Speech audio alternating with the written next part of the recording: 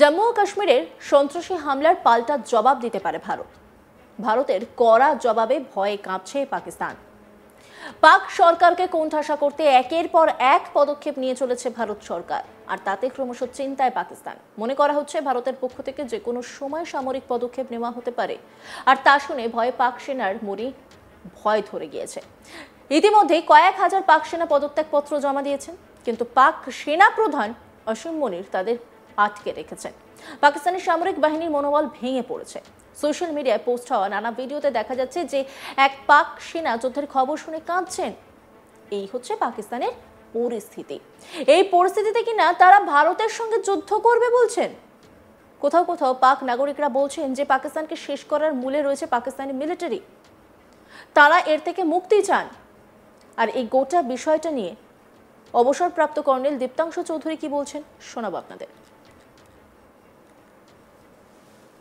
ভারতের সামরিক বাহিনী একটু হিলতে মানে একটু হেলাদোলা করেছে, তাতেই পাকিস্তানের সামরিক বাহিনীর জওয়ানরা রেজিগনেশন দিয়ে দিচ্ছে।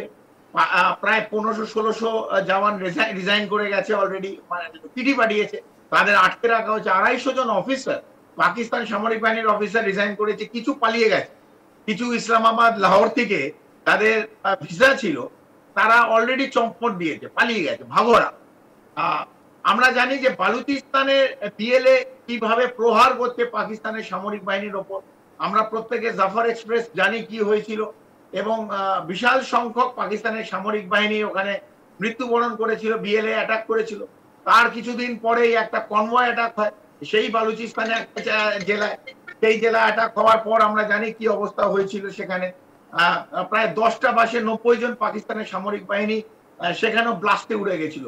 তো পাকিস্তান সামরিক বাহিনীর যে মোরাল, সে একদম তলান্নিতে এসে ঠেকেছে। তারা যুদ্ধ করতে চায় না। যারা যুদ্ধ করতে যাচ্ছে, বিভিন্ন গণমাধ্যমে আমরা ছবি দেখেছি, বাসের মধ্যে পাকিস্তানের সামরিক বাহিনীর যারা সৈনিক, তারা কান্নাকাটি করছে, বলছে তাদের মা বাবাদের বলছে আমরা যেতে চাই না, আমরা এখানে যেতে চাই না, আমাদের বাঁচাও। আমরা এই যে বাহিনী জেনারেল আসিফ মনি যেটা লিড করছে, সেই জায়গায় ওনার নেতৃত্বে আমরা এই লড়াই করতে মানে হয়তো ভারতের বিরুদ্ধে সক্ষম হব না, সেখানে আমাদের মৃত্যুবরণ করতে হবে। এবং আমাদের পাকিস্তানের আজকে যে অবস্থা, সামরিক বাহিনীর যে অবস্থা, আমাদের হার অনিবার্য, আমরা হেরে যাব। তাই পাকিস্তানের সামরিক বাহিনীর যে মোরাল একদম তলান্নিতে এসে ঠেকেছে। এবং আমরা গণমাধ্যমে দেখেছি ওদের একজন লেফটেন্যান্ট, একটা জুনিয়র অফিসার ইতিমধ্যে নিজে সুইসাইড করেছে, এবং তার সিনিয়র অফিসারের বিরুদ্ধে কমপ্লেন করেছে কিরম ভাবে তাকে বার হ্যারাসমেন্টের মধ্যে দিয়ে ওই জুনিয়র অফিসারকে যেতে হয়। এটা জাস্ট গতকাল হয়েছে।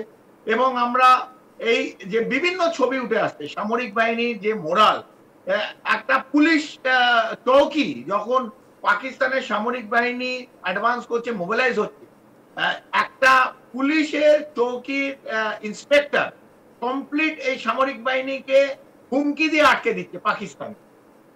সেখানে এই সামরিক বাহিনী লড়াই করবে কার সঙ্গে? ভারতের সঙ্গে। এবং তাদেরই একটা পুলিশ অফিসার, একটা চৌকি, একটা ছোট পুলিশ থানা, 4-5 জন মিলে পুরো একটা কনভয়কে আটকে দিল। এবং আমরা দেখলাম কিরম ভাবে গালাগালি দিচ্ছে, কিরম ভাবে বাসের মধ্যে সৈনিকরা কাঁপছে। এই ছবি আমরা প্রত্যেকে দেখেছি।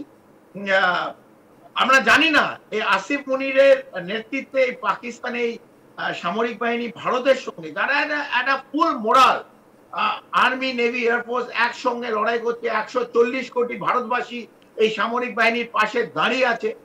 নির্দেশের জন্য, কেন্দ্রের নির্দেশ, কবে আমরা ক্রস করব, কিভাবে লড়াই করব, উইচ ইজ দ্য স্ট্র্যাটেজি, কিভাবে এগোবো, এটার জন্য আমরা এখন ওয়েট করছি। আর আমাদের ভারতবাসী, 140 কোটি ভারতবাসী এর পাশে দাঁড়িয়ে আছে। এর পাশে দাঁড়িয়ে আছে আমাদের ভারতবর্ষের সামরিক বাহিনীর পাশে দাঁড়িয়ে আছে।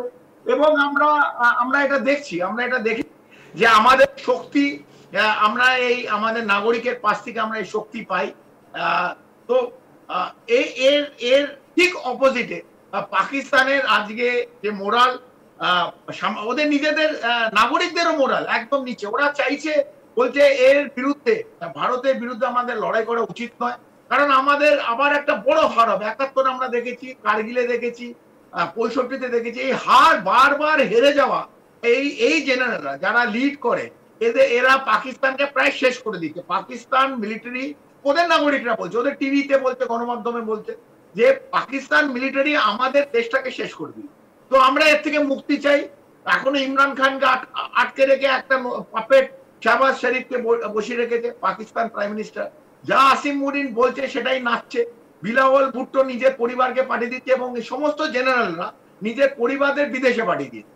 কিন্তু সৈনিক যারা লড়াই করবে এট দ্য ফ্রন্ট, তারা তারা জানে তাদের কি অবস্থা হতে যাচ্ছে, কি অবস্থা। আর নির্দেশ মানে আমরা we are waiting for the final call.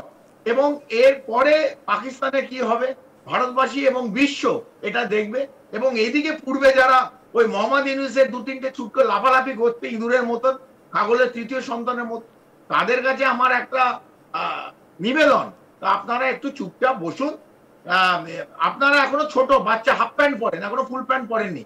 Full pant পরার পর ভারতবর্ষের দিকে তাকাবেন। এখন পাকিস্তানকে কিভাবে আমরা শায়েস্তা করি এইটা দেখুন।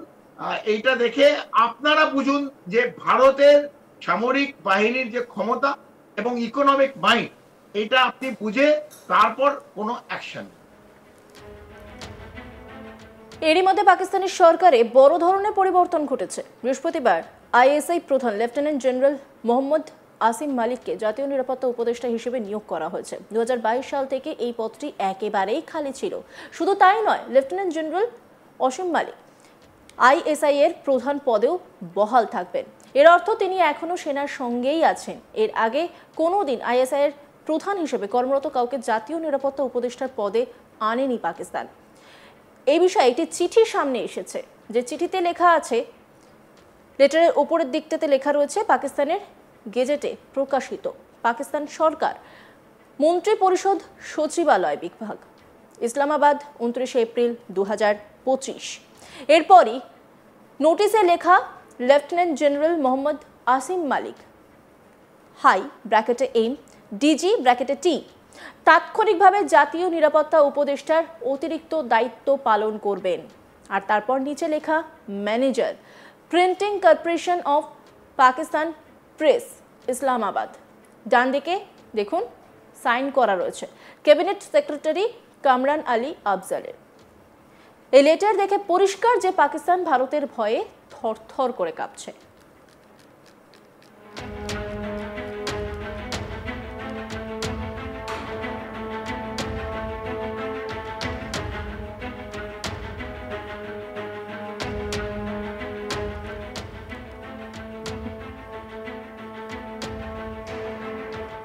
অন্যান্য খবরের আপডেটের জন্য অবশ্যই নজর রাখুন আজ তাক বাংলার ইউটিউব স্ট্রিমিংয়ে। লাইক, কমেন্ট, শেয়ার এবং সাবস্ক্রাইব করতে ভুলবেন না।